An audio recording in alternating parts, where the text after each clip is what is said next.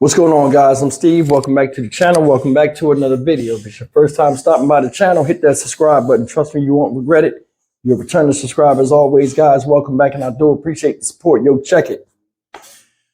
Y'all been begging me to do this story, and I was aware of it. Y'all send me the story, and I appreciate you. You send me the story at least 10 times a day since it happened on the past holiday. And I wanted to wait around a little bit to see if I could get some more information on it and see what it was about. But I mean, I guess the news that's out is the news that's out. But the story I want to talk about today is this gentleman right here. This guy right here, his name is Jason Iverson. He's 29 years old. Now, remember I used to say Juggernaut's real and Juggernaut is dangerous? This is the male version of the species. Now, the male version of the species of the Juggernaut can be any shape, form, race, whatever. Like we said before, these right here are the boy king type. The men that refuse to grow up. The simplest things set them off and they forget all manner of anything. Family, friends, once they let loose, it's hell on earth. This guy, Jason Iverson right here, Juggernaut species name, Peter Panis barbecuus. If it's a barbecue or a cookout, he gonna bring the beef and it'll be cooked well done, like this story's about to tell you. Check this out. We're gonna come back. This is a sick son of a bitch. Look. Right now, we are learning new details about a Labor Day shooting that left a pregnant woman and her husband dead at a park in Maple Heights. Yesterday, the Maple Heights police chief told 3 News the suspected gunman was that woman's brother. And in just the last few hours, they've released his identity. 3 News' Kaitor K is live at Stafford Park, where that shooting unfolded yesterday. Hi, Kaitor. Hey there, Laura. So this park was full of people for Labor Day events when the shooting happened yesterday afternoon around 3:15 p.m., leaving 3 people dead and another person injured. Maple Heights police have now identified the suspected gunman as Jason Iverson. The victims were his relatives, with whom he allegedly had a feud with. 3 News has learned that they were his pregnant sister, 30-year-old Mercedes Iverson, and her husband, 31-year-old Norbert Carter. Police say when Iverson came to the park, he tried to physically fight them. The family members went to their vehicle to avoid the problem, but witnesses say Iverson then followed them and pulled out a gun. He reportedly shot his sister and a 13-year-old that was in the car, and then chased after his brother-in-law and shot him in a park bathroom. The 13-year-old is expected to be okay, but Iverson's sister, unborn child, and brother-in-law all died. Dispatchers were flooded with 911 calls during all of this, and we do want to warn you, they were all very disturbing. 911, what's the address of your emergency? I got certified! My cousin is 30 weeks pregnant! She got shot! Listen, is she breathing at all? No, it's blood everywhere. It's coming out of her mouth. Okay, all right. We're on the way, okay? Who shot her? Her brother. With Cuyahoga County Sheriff's Department, I have one black male down, gunshot wound, multiple gunshot wounds at Stafford Park in the bathroom. The 13-year-old that was struck had a graze wound that was treated, and he's since been released from the hospital.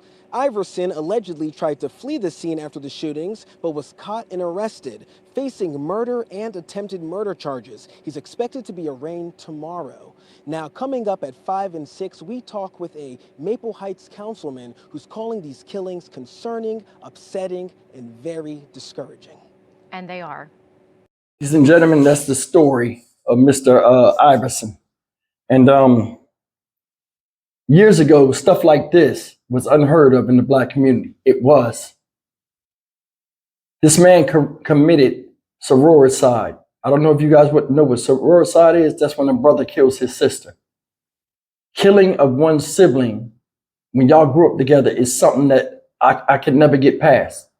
I have 2 brothers. I've never felt like I wanted to kill them, no matter how mad we ever got at each other. Now, we didn't try to beat each other to death, but I mean, that's a boy thing. But I mean, as far as being adults, this got a lot more to do with just his personal hate to her. I think it probably was centered around the dude. or the dude wasn't going to let him fight the girl. Did you see how the story went? Because I read the news articles on this. They were just at the cookout. They were there before him. He showed up.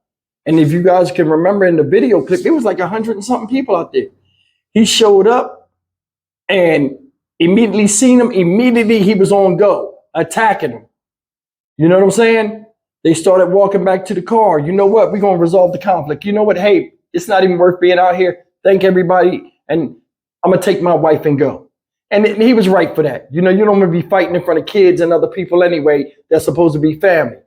This guy right here was acting like he was the black sheep of the family or something like that. Just to come out there and publicly embarrass your whole family and yourself. Disgraceful. That's why I say I think he's the black sheep of the family. He probably a problem child and he burnt a lot of bridges in that family. And everybody has him around because he's a part of them. But, you know, everybody knows, hey, this dude right here ain't right. You know what I mean? Sometimes you get grown men, like I said, you know, they had this Peter Pan complex where they refuse to grow up. You have grown men that are out here and they want to fight with respect when they haven't done anything to earn it. Now, I don't know if this is the case with Mr. Iverson, but if you look at his face, I want you guys to start noticing something. And me and one of my subscribers in North Carolina was having this conversation. Every time I show somebody, they always have the same thing in common when I show their mugshot. They have soulless eyes. They don't even look like human beings. It's like they're up under some type of hypnosis or something. Look at his face. Seriously, some of them be having weird facial features like something wrong with them. Like they was just born wrong. I don't know what it is. But I mean, you killed your sister, bro, and she was with child, 4.5 months pregnant, and you took her life.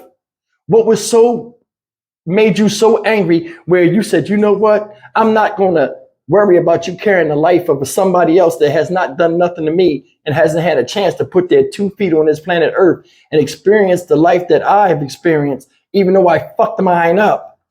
I'm going to just shoot you. And I'm going to shoot your man too for possibly trying to protect you. They said he shot her up, shot a 13-year-old kid up, which was, I think it was a boy, which was probably the stepson or something, because remember they was married.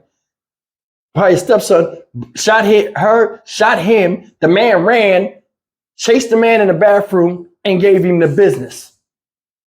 Somebody found him. You heard the phone calls. Did you see how frantic they were? You see how graphic they were? Said she was bleeding out of her mouth. I'm going to tell you guys something. A combat medic in Iraq spoke to me. He said a lot of stuff you see on movies are fake. People don't bleed out the mouth when they get shot unless they got shot in the face or in the throat.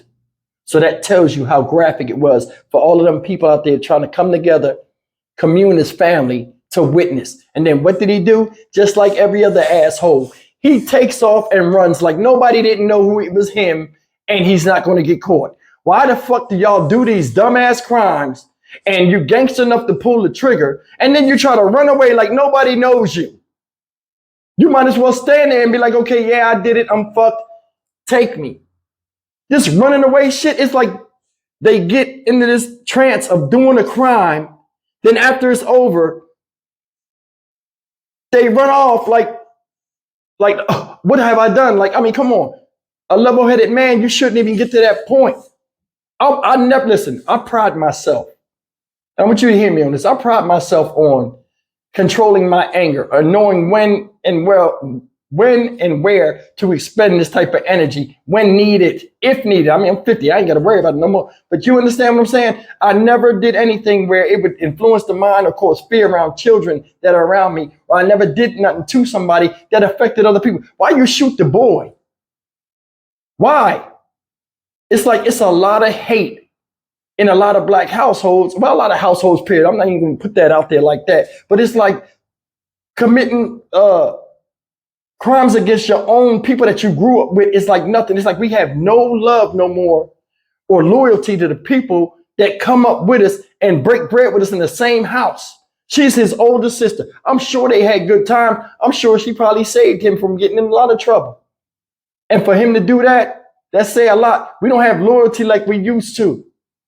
We don't have a sense of pride. And we damn sure don't have a sense of respect. You notice now gender don't mean nothing when it comes to men fighting on women. Don't mean nothing. Same thing. Women getting in men's face, slapping them. We don't care. It's like we all one unisex race. Impossible. We can't be like that. We can't. I don't understand this. Husband, dead. Love this sister, your sister, dead. You the brother, you killed her. If there's a problem, you and that man could have walked to the side and settled it. Y'all agree or disagree? And I'm not saying with fisticuffs. You're a 29-year-old man. You don't know how to manage conflict.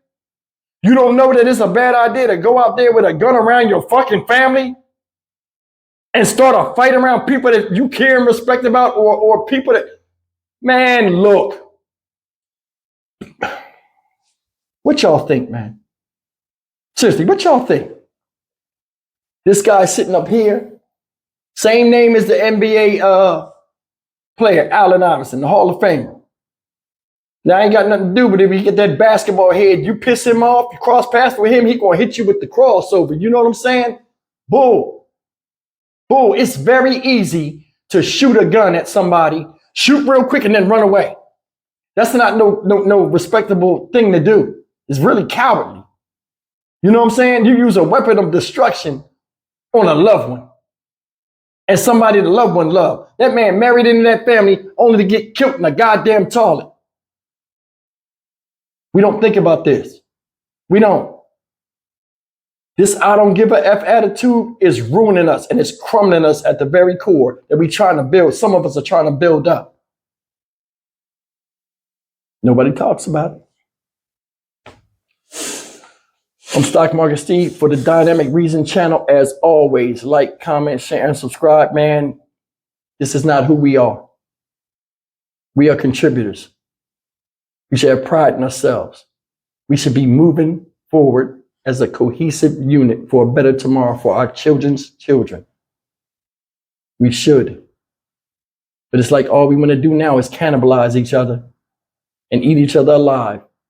And we don't need nobody else. And I want you to hear me. We don't need nobody else to help us do it because we already programmed to do it ourselves. I'll see you in the next video. Take care.